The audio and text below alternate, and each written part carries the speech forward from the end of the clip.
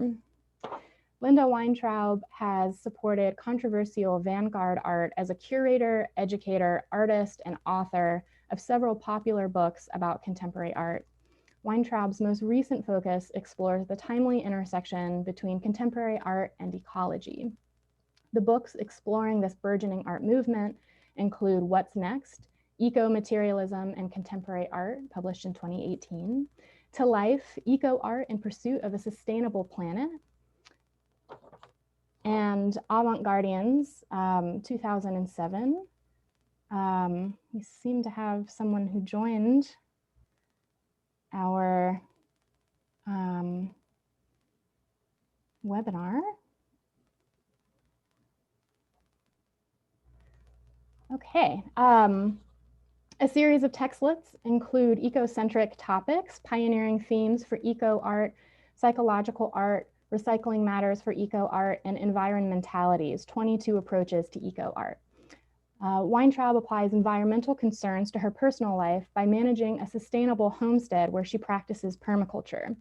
She is also the author of In the Making, Creative Options for Contemporary Artists and Art on the Edge and Over, Searching for Art's Meaning in Contemporary Society. She has served as the director of the Edith C. Blum Art Institute, located on the Bard College campus, where she toured many of the 50 exhibitions she curated and published more than 20 catalogues, quite a lot.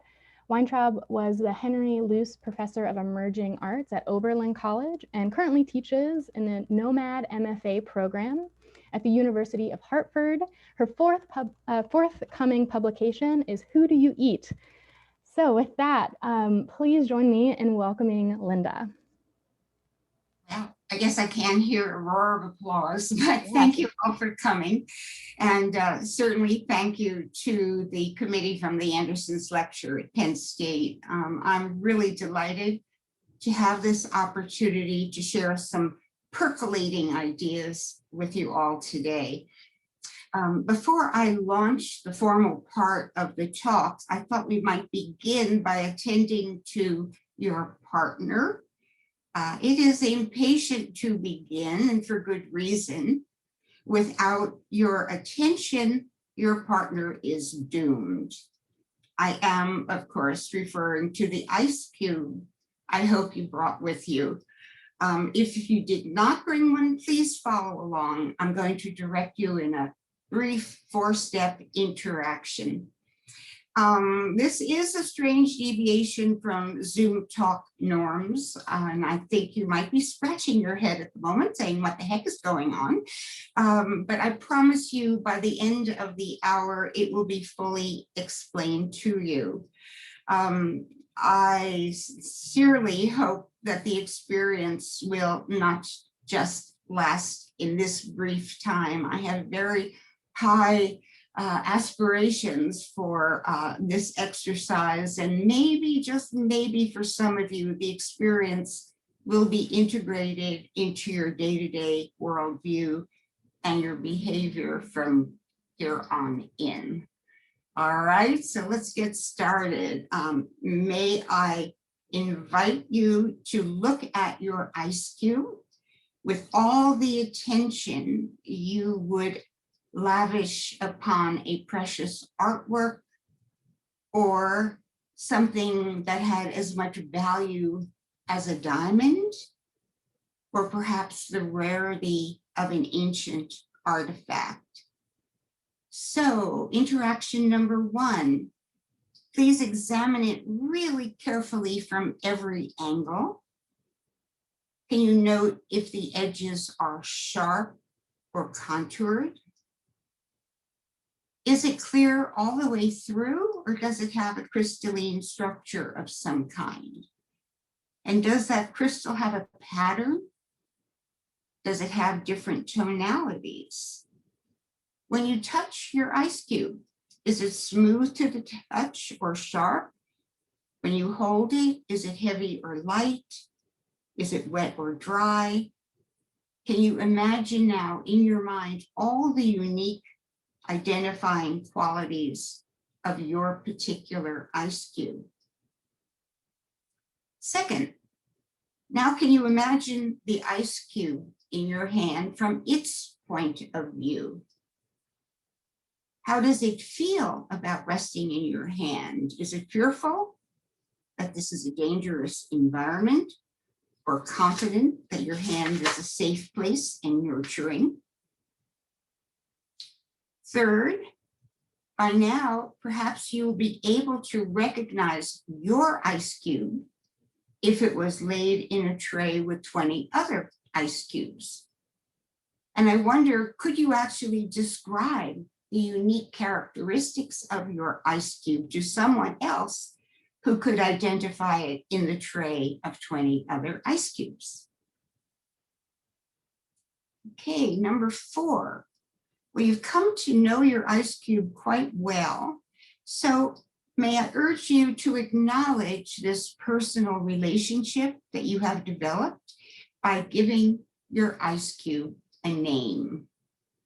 What would you call your ice cube? In other words, since you've lavished all this attention to it and it is now special and different from all other ice cubes, might you associate with your ice cube as if it was a pet? And if it is a pet, how does that affect your interactions with the ice cube?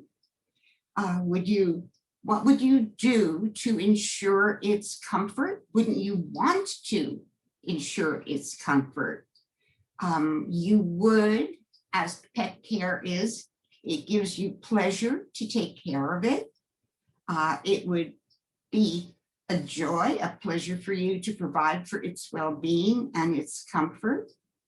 And here is the crucial question. Even though you know it will inevitably die, like any pet you own, you would be devoted to extending its lifespan. So let us do precisely that. Without getting up from your seat, can you position your ice cube in a condition that is the optimal environment to prolong its life? Where would you place it that it would be protected and preserved? Would you wrap it up or expose it? Shield it from light? Perhaps you want to place it in your pocket or under your chair or in a shoe. Would you put it high in the room where you are or low? So take 1 minute, tend to your ice cube, and we will proceed with the formal part of the lecture.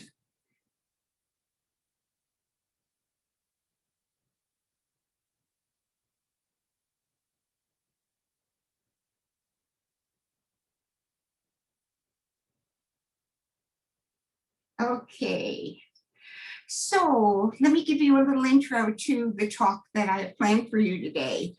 It's been organized like a journey into a frontier of cultural exploration.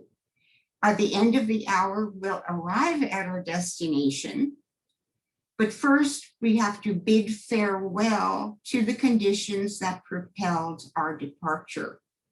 These conditions appear in the title of this talk. We will address the two. It is I, in terms of the first person singular, and the other I, which is a visual sense organ. Our exodus is spurred by threatening jeopardies that seem to be emerging out of their concurrent influences. So now let us seek a new world order in which we possibly can avoid those jeopardies.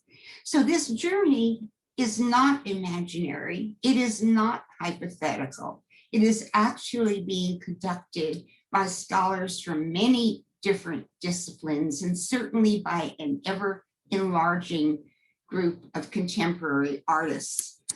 These artists are already settling in the frontier.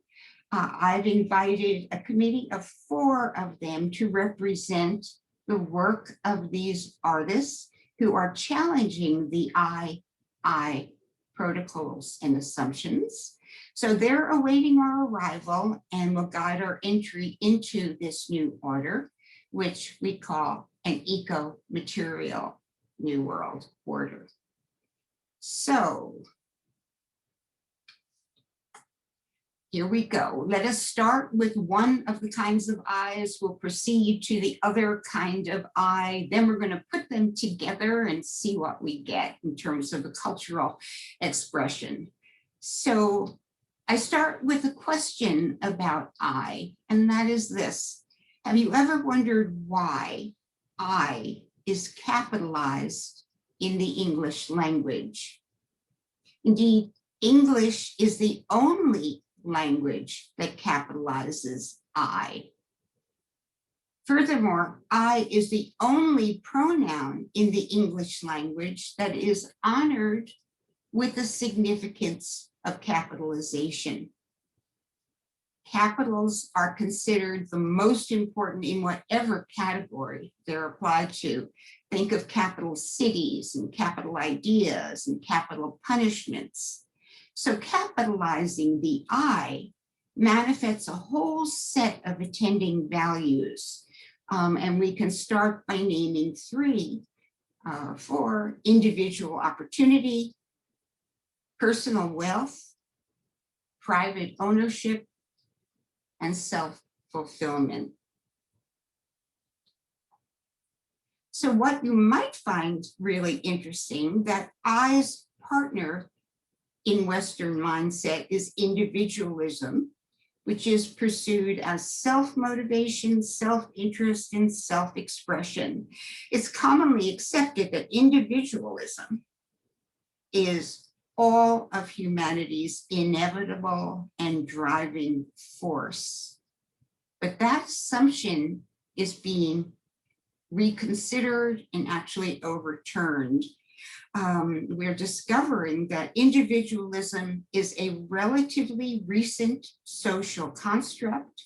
For most of human history, the well-being of the community mattered more than the well-being of the individual. When the word individualism was first coined in the early 19th century, it generated alarm that the emergence of this new behavioral pattern promoted the self over the well-being of the group.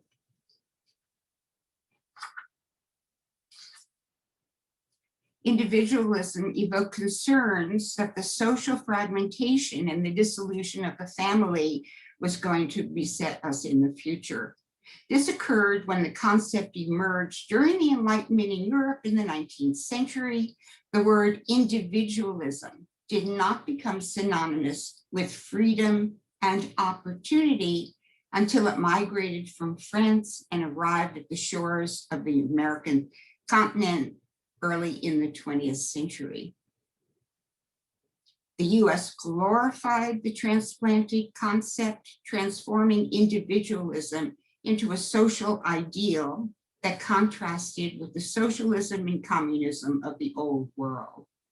Individualism is inherent to three values that have come to define the American dream: personal liberty, privacy, and self-development. The implications of individualism far exceed the kind of association I just shared with you. It seeps into our consciousness in kind of surreptitious and unexpected ways. Take, for instance, the words left and right. According to these directional indicators, left is the side of the body in which the heart is located. Right relates to the side of the body which is away from the heart. So what does this mean? It means that direction is determined by the individual and not according to any transpersonal markers like the sun or the moon or the horizon or a mountain.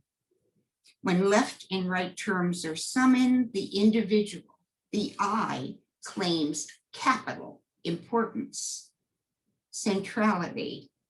The rest of the physical world exists in relation to this I. Left and right provide evidence of the deep-seated influence of I in our culture. So may I ask you this? Let us pose a kind of mental challenge. Can you imagine living in a culture where the conception of self is represented by a lowercase I? What personal goals and social relationships might you change if you refer to yourself as a short vertical line topped by a little dot? Suppose the lowercase became the prevailing norm throughout the culture. Most significantly for this talk, let us consider how diminishing the significance of I might affect wildlife, or the planet's soils, or the state of the oceans, or even the air quality.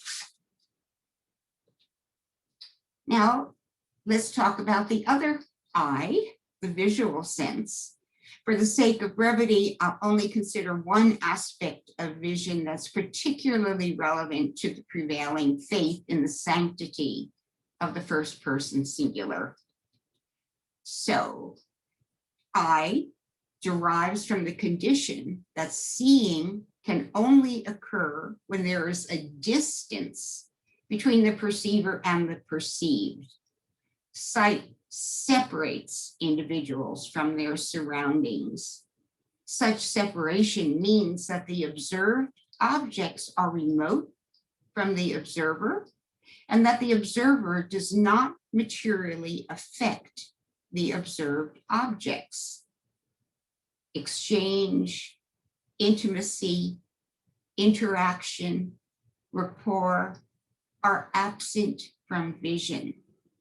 Vision provides a sensory corollary to the privileging of the capitalized pronoun I. The two I's reinforce the impression that each person is an autonomous entity. The unique characteristics of vision become most pronounced when they are compared to those of sound and smell. Our ears and noses, as opposed to our eyes, are capable of absorbing multiple sounds from multiple directions simultaneously. They are experienced in the surround. Through sound and smell pathways, they integrate us into our surroundings. The other thing that I think is interesting to consider is that we don't have ear lids or nostril lids. We have eyelids. And what that means is that we can't turn off smell and sound, but we can control and choose where to look, what to look at, and if we look at all. So the particularities of vision may even be more apparent when they are compared to touch and taste. These sensory interactions are as proximal as seeing is remote. We literally ingest aspects of surroundings into our organisms. We literally, physically interact with the material stuff of the world around us. Separation is not possible. So there's a long-held assumption in the scientific community that the human brain is hardwired to rely predominantly on vision to obtain information about our surroundings. However, there's increasing evidence that the hierarchy among the different senses actually varies from culture to culture. The dominant sense is not universal. Tropical rainforest occupants, for example, tend to privilege sound, which carries through dense foliage. Non-literate societies in which information is passed orally are likely to favor sound. Visual dominance is not only experiential, it is also attitudinal. For example, visuality pervades common phrases in the English language. we refer to an issue as views and outlooks. Furthermore, the expression seeing is believing announces that we are convinced that something is true and reliable. Meanwhile, the lack of certainty is referred to as blind faith. Evidence abounds that the images have exceeded smells and tastes and sounds as favored forms of communicating in our particular culture. Why else would Facebook pay $1 billion to acquire Instagram? Why else would visual literacy and visual culture studies departments be established in colleges and universities? Here's a good one. What do you think of this? Why else would cooking shows on television be so popular, despite the fact that they lack all semblance of actual eating experience? Pixelated image of food seem to satisfy even if they do not provide taste or smell or touch or nourishment, and certainly not the satisfaction of hunger. So let us compare the exploration of an actual ice cube with an image of an ice cube. Its surface configuration, as seen from a single static distance vantage point, was really limited, but it probably satisfied you in terms of identifying the image based on this much visual information. You would know it was an ice cube. But now consider what you learned about the ice cube by your multi-sensory interactions that visual scrutiny could not provide. Tactile interactions conveyed size, weight, surface texture, moistness, temperature, taste, smell. There exist entire domains of knowing that are neglected when we rely exclusively on vision. Okay, let's put the two eyes together and see what happens. Let's consider the social outcomes when entire societies are formulated out of I values. That occurs when citizens consider themselves in terms of the first person singular, and they depend predominantly on vision to navigate through life. So let me pose some possibilities.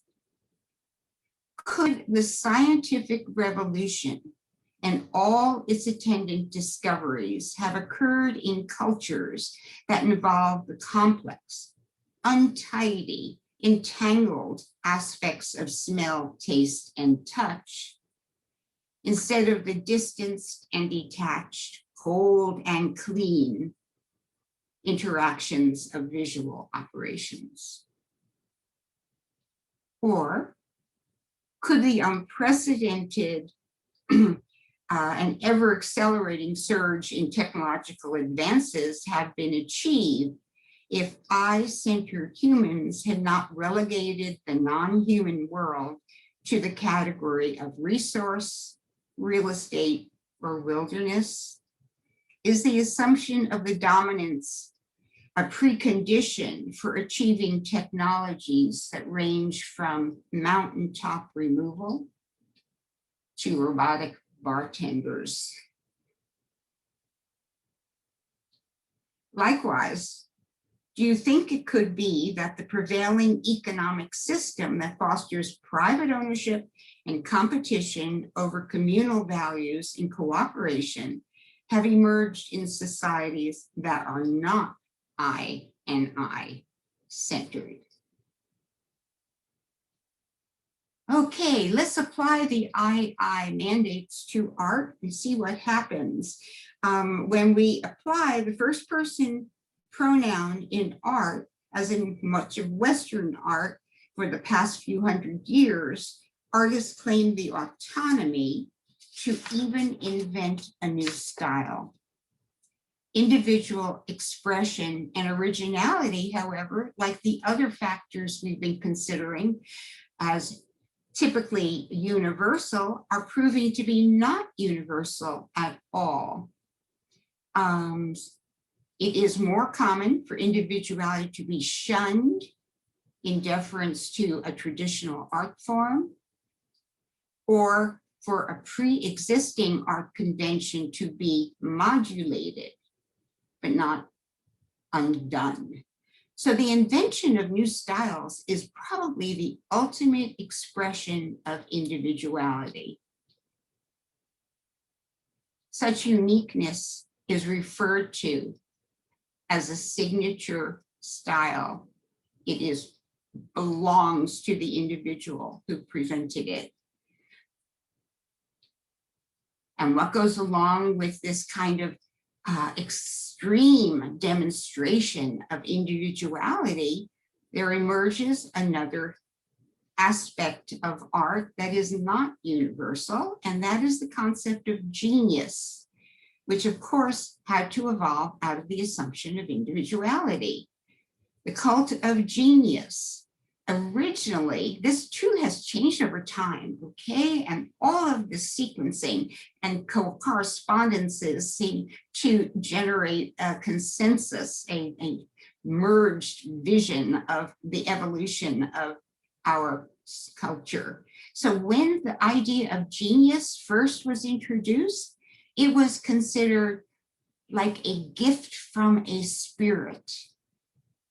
And it was not until much later that the attribute of genius was actually considered to be something that was owned by and developed by and associated with an individual, someone who had exalted their individuality and had become unique in their creative powers and originality. So there are some peculiar considerations with regard to genius in art that are very relevant to this consideration. One is this: I have never heard anyone judge Gauguin to be an irresponsible, self-serving lout for abandoning his family and setting off for Tahiti to pursue his art. Why is this? I think his actions are tolerated because we believe in the possibility of genius. And this belief exempts Gauguin from the moral standards that are applied to ordinary individuals. Or here's another example of genius that I offer for consideration. This work is entitled The Spring. It was done by Auguste Rodin in 1885, and it displays an intriguing clue to his assumption of his own genius status.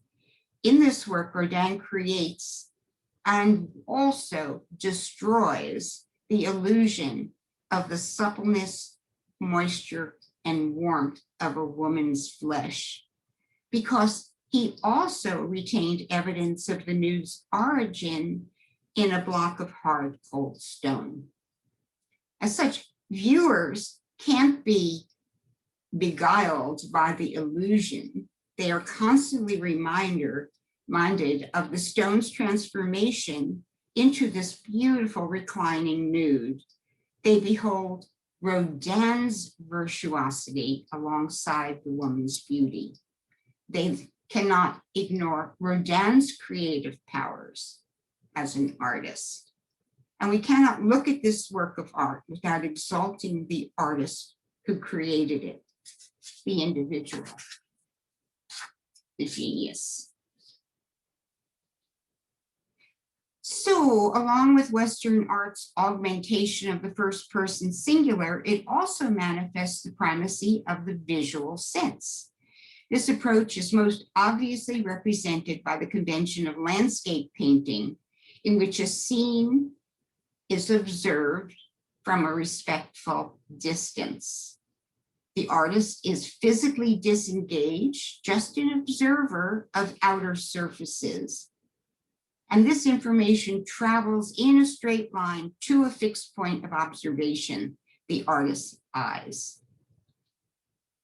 The establishment of such observational landscape paintings as a distinctive art genre and not a subordinate background marks another revolution in the history of art that is relevant to the current planetary conditions. And one more example, let us talk about the use and reliance on outlines. Outlining provides a third example of an art convention that emerges from eye habits of perception and the eye habits of autonomy. The two eyes are joined because the convention of outlining isolates and separates one object from another and all the objects from their surroundings. Outlines do not exist in the material world. They are inventions contrived to separate objects depicted from one another. They provide clarity to a world that is in constant flux. So let us pause in our hurried ramp through the centuries of eye-centered phenomena. Assessing their impacts yields two contrasting narratives. On the one hand, we should acknowledge the remarkable feats accompanied by eye culture within a few hundred years. It has generated technological innovation, scientific discovery, soaring human populations, extended lifespans, interplanetary explorations, increased leisure, material abundance, unprecedented communication channels, and impressively more and more and more. But an equally credible assessment yields worrisome evidence that our entire vibrant planet, our only home, is being catastrophically altered by the short-sighted exploitative practices conditioned by I norms.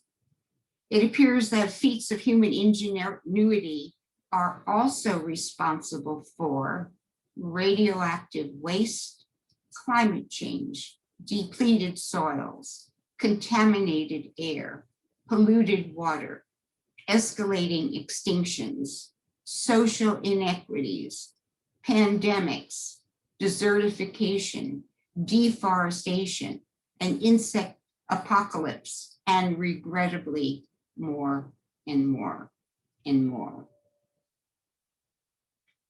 So now we have arrived at the destination of this talk. It is a true frontier of cultural exploration that is currently being developed and occupied. Contemporary artists are among the pioneers exploring this frontier. Their approaches represent diverse interests and strategies, but there are two essential components that they share. First, they associate the status quo, the culture we identify as I, with a litany of environmental woes threatening the foundation of life on planet Earth. Two, they have abandoned the self-centered arrogance of I pursuits. Instead, they are actualizing a modest, respectful demeanor that is applicable to all categories of human pursuit. In other words, they are creating art that asserts the pronoun I as if it was represented by the lowercase letter, and we comes to merit the status of capitalization. Such art conveys the ecological principle that a meaningful social unit, the unit that will enable humanity and all its non-human neighbors to survive into the future, is not the individual. It is not even limited to other humans. The new art conveys that existence is inherently and inescapably a matter of interspecies relationships. This art is described by the language of ecology, rhizome, web, symbiosis, community, flow, coexistence, and so forth. Such revisionist art replaces the assumption that seeing is believing with gut knowledge, kinesthetic knowledge, and multisensory knowledge. So new materialist artists are vanquishing the cultural conventions of I art. They are aligning with the ecosystem principles of complexity, emergence, and evolution. So I'd like to present to you 10 challenges of accomplishing this goal. I'll show you some of the 10 and an example of how it's being accomplished, but I urge you, think for yourself about how you might address this aspect of art communication, and if perhaps you can make a contribution to this urgent appeal. Okay, so one of the challenges is that the artwork is not a depiction or a representation. It is not interpretation, it is not abstraction. It is not digitization or simulation. That's because the materials in a work of art that is true to the ecological rhythms and materiality of an ecosystem, they retain their own integrity and they convey the theme of the artwork. So the materiality itself is a conveyor of meaning, and it is not filtered through the imagination or the emotional conditioning of an artist. 2, the artist does not claim creative control of the art. That's because artists who work within ecosystems welcome the outcomes that they cannot control or even predict. These include temperature, moisture, light, wind, topography, texture, wildlife, and actions of other people. The third challenge is the artist discards mediums in favor of materials. So this is a bit of a brain teaser, but a medium is neutral. It is designed to manifest the artist's intention and temperament. In contrast, materials retain their own physical characteristics even within a work of art. Thus, they contribute their inherent natures to the work of art. The nature of the materiality is not altered in any way by the artist. So an example is a work of art by Pierre Huet. It was done in 2014. He is a French artist. He does not perform autonomous acts upon mammalian mediums that dare not change once they leave the studio. Indeed, the creative process is ongoing because it is conducted within dynamic living systems. Huey welcomes the partnership of diverse forms of life who affect the artwork by conducting their own life functions. So this is not a work by Pierre Huey, but I show it because Pierre did use the actual water and the actual plants and the actual aquatic life that he gathered from Claude Monet's beautiful impressionist painting of water lilies in his pond. So this work was the inspiration for Pierre Huet's own creation and reinterpretation. So Monet, the Impressionist, epitomized the I mode of art making, because what he captures is the visual impression of the surface of the pond. So what does Pierre Huey do with this? Pierre inverts this relationship by delving beneath the surface, where actual underwater activities are being conducted by the insects, the crustaceans, the invertebrates, as they swim among the roots of plants growing in the actual water the artist collected from Monet's pond. This living system is placed in aquariums, and then Huey exhibits it up at eye level so that the attention is directed away from the surface beauty that Monet favored. Instead, we see a murky, somber tonality of settings that in themselves establish a bold divergence from the visual splendor of Impressionism. By demonstrating that art no longer strives to delight the human eye, Huey actualizes humanity's membership in a multi-species community. He has stated, "I'm interested in the indifference of the address toward a viewer who enters, not in a negative way, but in that elements exist and evolve, whether someone is there to see it or not, with or without a discourse, it doesn't matter, it lives on. The eye has been dislocated and the multi-species activities and dynamic environments are given capital importance." Okay, let's go back to our list of challenges facing artists who are rejecting the I protocols. The artist is not an observer. Instead, the artist heals the divide that separates the perceiving humans from the perceived surroundings by rejecting the conception of self as a discrete, autonomous entity. 5, creation and experience of an artwork are multi-sensory. The artist enlists and cultivates capacities of the physical organism that have been excluded from the experience of art for centuries. 6, the artwork excludes outlines because outlines contradict the dynamic integration of all the components of ecosystems. They are not separate.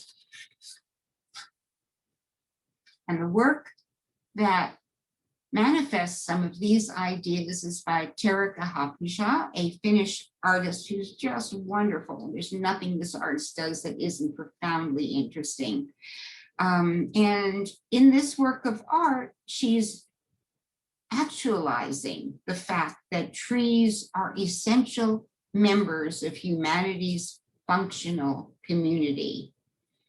She talks about reciprocal exchanges between them that are ongoing, sometimes consuming resources provided by the other, sometimes contributing offerings to the other.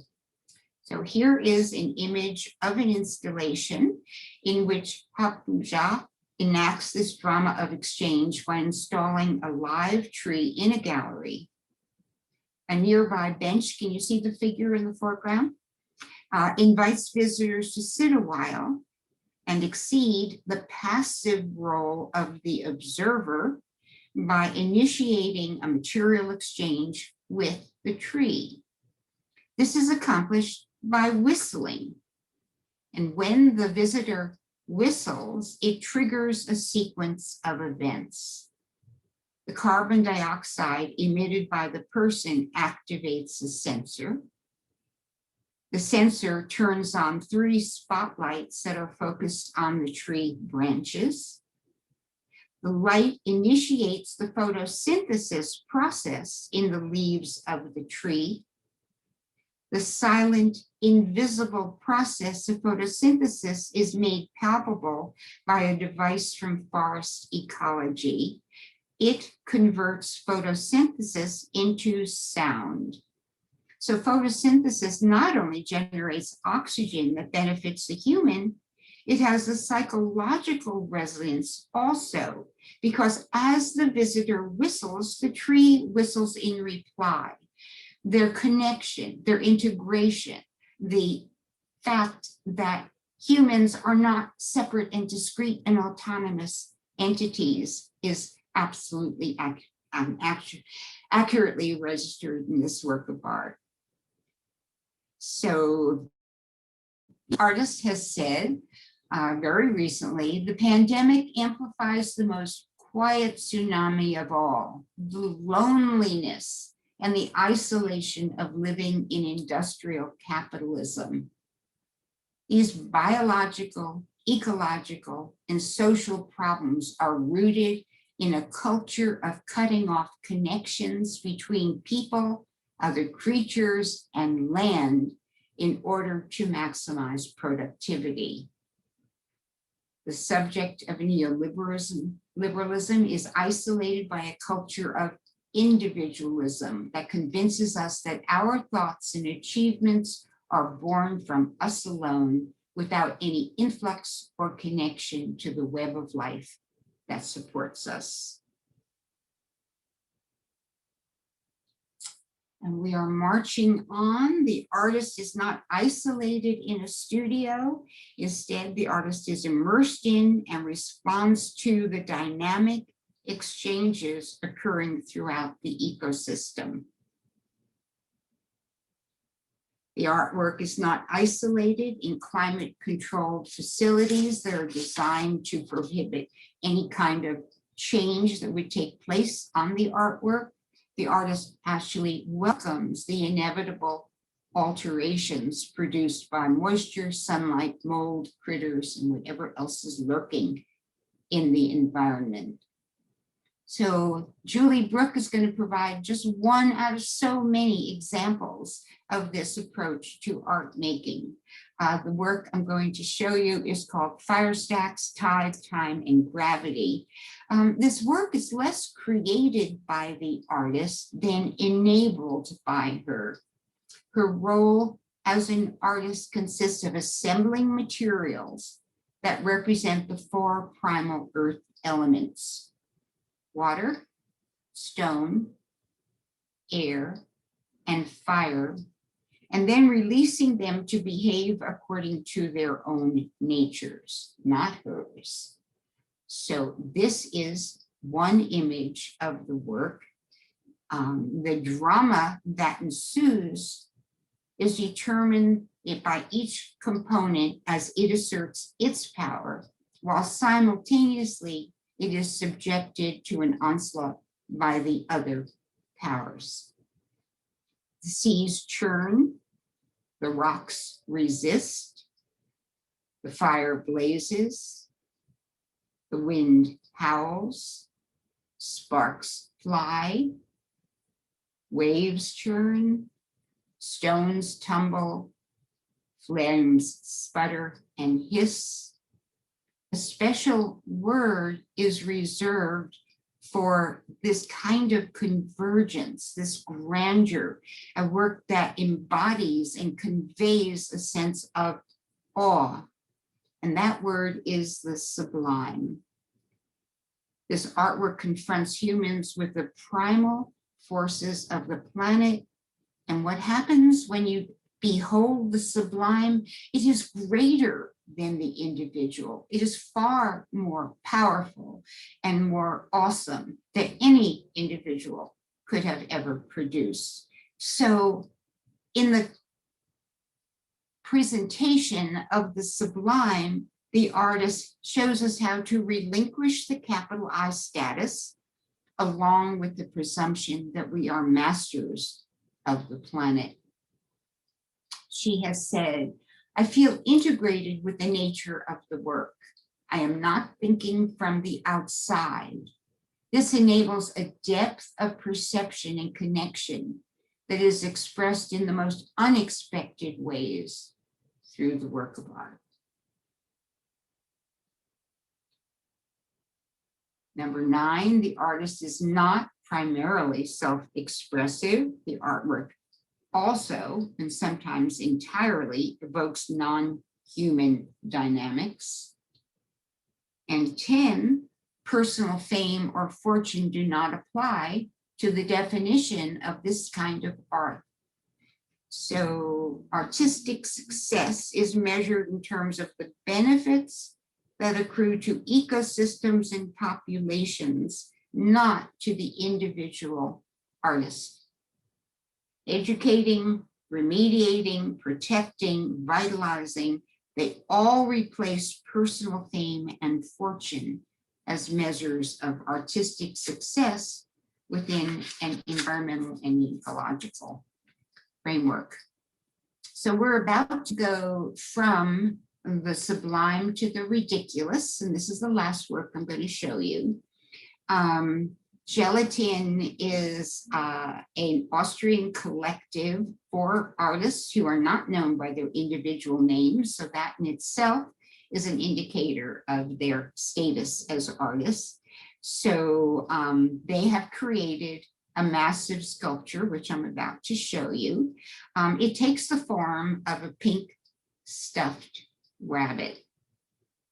So typically, pink stuffed rabbits are cuddly and endearing, but in this case, that is not so.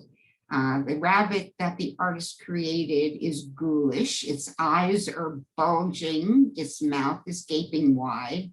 It looks like it is flailing in the midst of its death throes.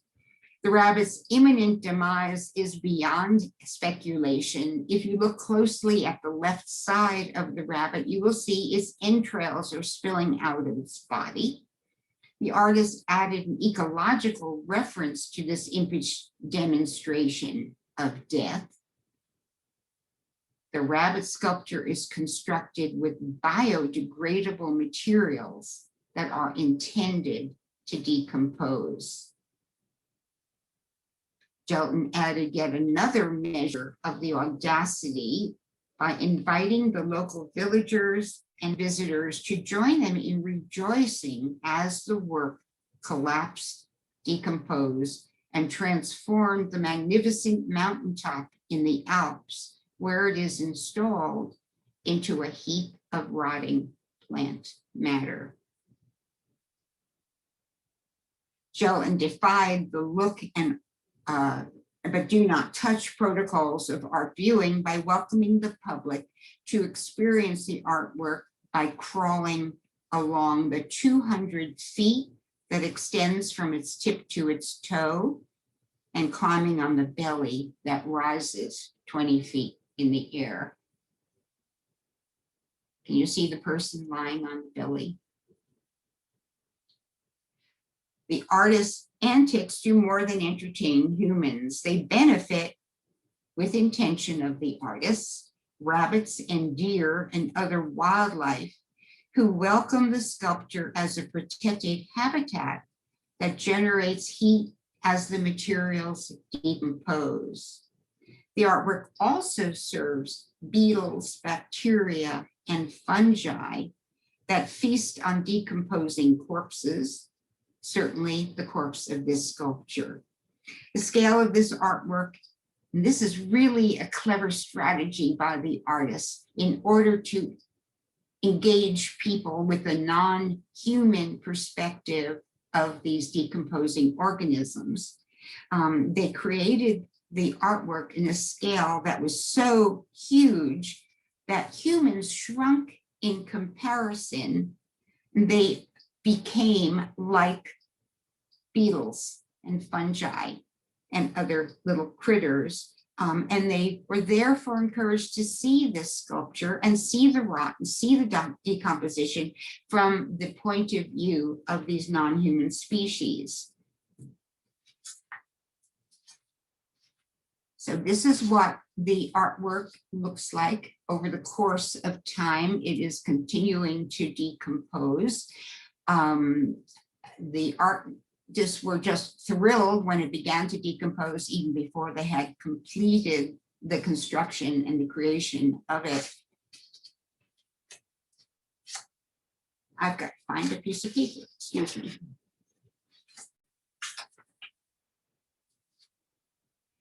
So the artwork provides a compelling reason to celebrate the afterlife of this deceased rabbit. When the decomposition process is complete, the sculpture will become compost. Then it will enhance the entire ecosystem by feeding all sorts of botanicals. The mountaintop will be rendered more lush, more vibrant by the macabre rabbit sculpture.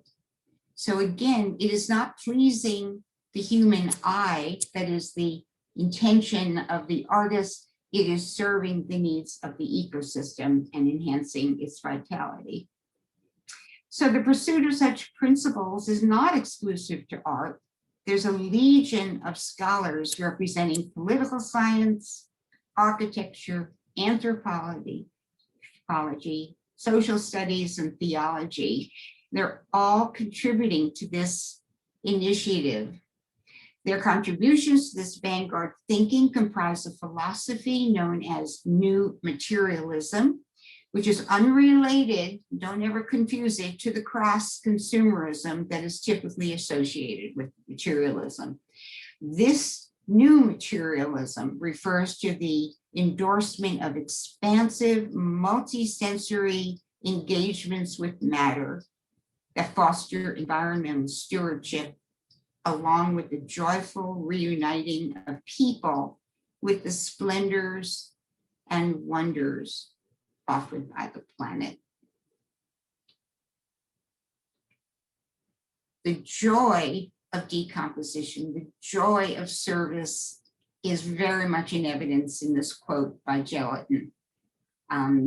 They say, happy you feel as you climb up along the rabbit's ears, almost falling into its cavernous mouth, to the belly's summit, and look out over the pink woolen landscape of the rabbit's body, a country dropped from the sky, ears and limbs sneaking into the distance.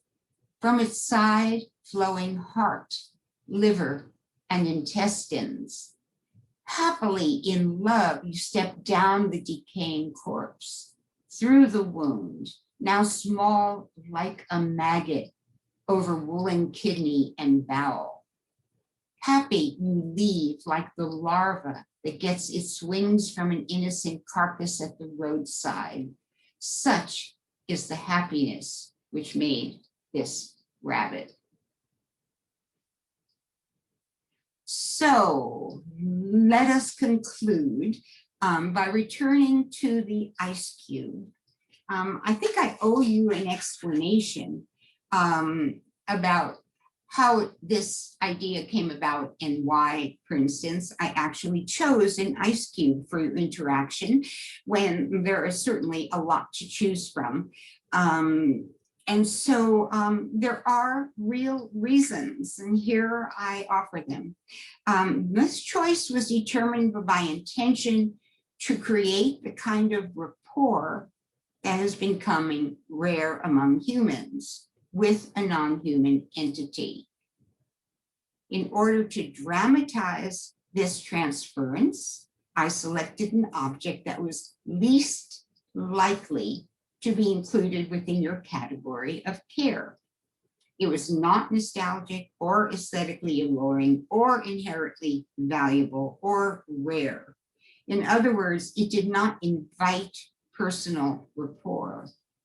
The impact of your interaction, I hope, was augmented by its vulnerability. So that is the other reason why I chose an ice cube. I wanted this little interaction, this tiny bit of time, to have a sense of urgency that your treatment of the ice cube was really going to matter in terms of determining the destiny of this little object. So it was needy, and it literally depended upon you as a caregiver and a protector. You really did, I hope, begin to associate with the ice cube the kinds of emotions and caregiving that you typically bestow upon pets. Finally, you became committed to extending the ice cube's longevity. So you want to take a quick look now and see if anybody's ice cube has survived this long narrative.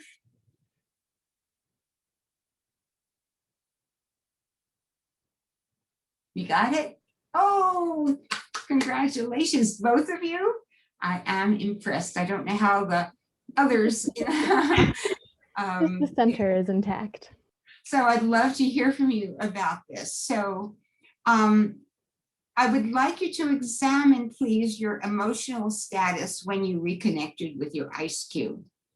Was there even an inkling of regret if all you discovered was a moist puddle? Or if there was just a snippet of happiness, like I saw on the two faces on the screen, if your ice cube did make it through the hour? Because my intention to set you on a course toward interspecies engagement would have been fulfilled in both of those cases. But then again, I expect there are some of you who had no reaction at all. You thought all of this was really silly and you were very willing to dismiss it. You know what? This exercise was possibly more meaningful to you than to people who connected with the ice cube, because it is an indication of how entrenched you are in I values. And I hope you will do a little interrogating about that and see, do you really want to maintain and support the status quo? Or are you willing to relinquish some of the ordinarily assumed components of that world in order to become a voyager, an explorer, maybe a contributor to a brand new eco-material world order? So thank you all for listening. Look forward to hearing from you now or in the future. I'm very available. Wonderful. Thank you so much.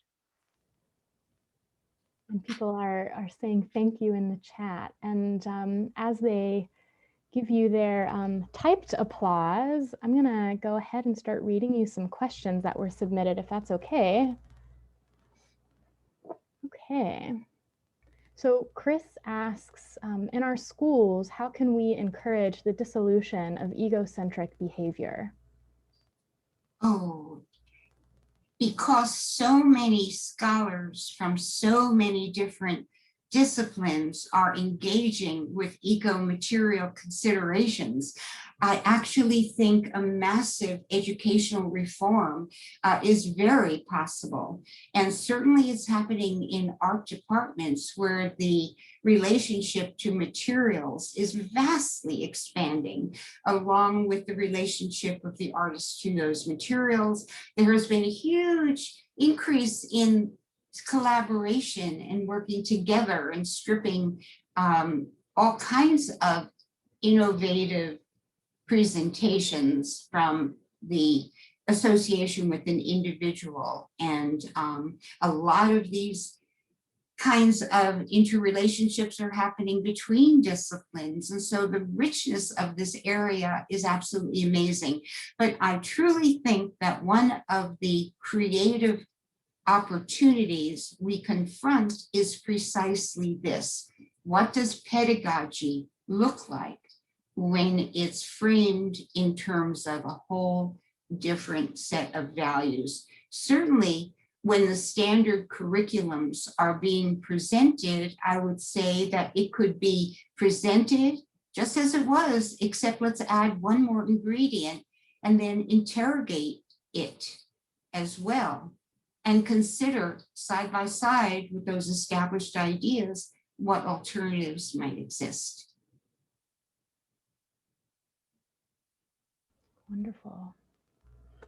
Okay, Kristen asks, can you discuss the rejection of I in feminist and installation art? I think feminist art is inclined to destroy or ignore or divert from all kinds of categorization.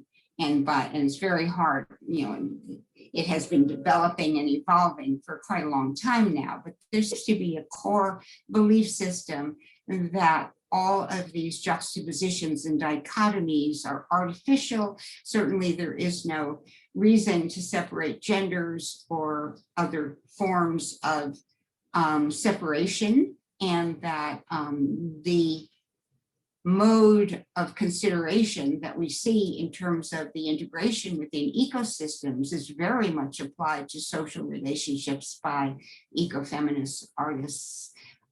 So this is completely synchronized with what they have been saying for well on to 30, 40, 50 years. Great. Okay. But if somebody would like to answer back, that would be fine. I feel like I shouldn't have the last word. Sure. Yeah, please. If you'd like to write back, please do so in the Q&A. Okay, Daniel asks if you perceive that a historical wedge has been driven between art, in quotes, and ecosystem, in quotes. Would you favor a kind of modern return to the once dominant concept of natural philosophy, also in quotes? I think I have to think. Yeah. That's a lot of quotes, and I don't know how that person means them. Is it facetious or in earnest? I'm a little confused by, frankly, how to approach that. Yeah, I couldn't say. I would say, yeah, Daniel says, I'm a friend and serious. Is a friend and serious. So let's see, what are the three ingredients again? Now I forget. So a historical wedge between art and ecosystem. Would you favor a kind of return to the once dominant concept of natural philosophy? Oh, sure. Why not? Great. Yeah. That's easy. But I think it's evolving. As it was, may need to be updated. We have a lot of new considerations to include. There's a new urgency and a new practical component to it that I think the philosophy is beginning to welcome and address. But I urge you all, if you're not yet familiar with neo-materialism, and the book I wrote is a branch of that called eco-materialism, I think that is a way of updating the earlier forms of romantic. They were kind of romantic, and this is more practical problem solving, I would say. Great. Alex asks, what role do you see decolonization and indigenous knowledges playing as we move towards challenging the status quo? It's so funny because when I sat down to prepare this lecture, I said, okay, what am I not going to do? I'm not going to talk about colonial issues, and I'm not going to use the word anthropocentrism. I mean, these are such complicated terms that are being bantered in a very casual way, and they are loaded. So, I mean, I just frankly don't feel comfortable making any kind of declaration about that. And so I very studiously avoid going there because I don't know how to handle them. I can't summarize it accurately. My own feelings about these issues are morphing as I learn more and read more and live more. So, but I mean, let's go back to the person who wrote the question and ask what that person thinks about this. Alex, you're welcome to share extra thoughts should you have them. In the meantime, there was one, I think the final question submitted. Linda, are you okay with one more question? I'm fine. Mm-hmm. Okay, great. Okay, Linda, the whole promotion and tenure system is based on one of external validation and meritocracy. How can this be changed? Hey, revolutions are really painful to a lot of people.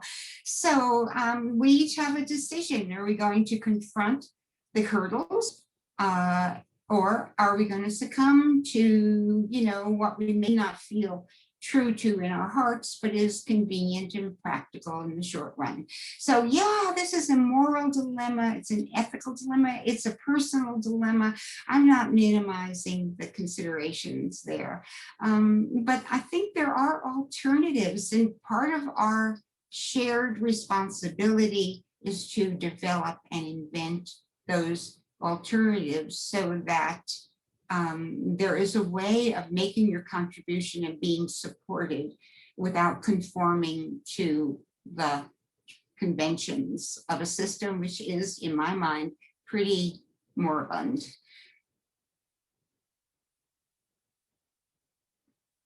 Great. All right. Well, thank you very much, Linda. That was incredibly enlightening. And thank you for fielding questions. That's always a great point of connection as well. And see, I don't think Alex wrote back, but Alex will be in the evening conversation tonight. So hopefully you all will be able to chat more one-on-one. Yes. Thank you everyone for attending. And if you registered for the lecture, this has been recorded and you will receive a copy of the recording should you like to look back on this lecture. Thanks so much again, Linda.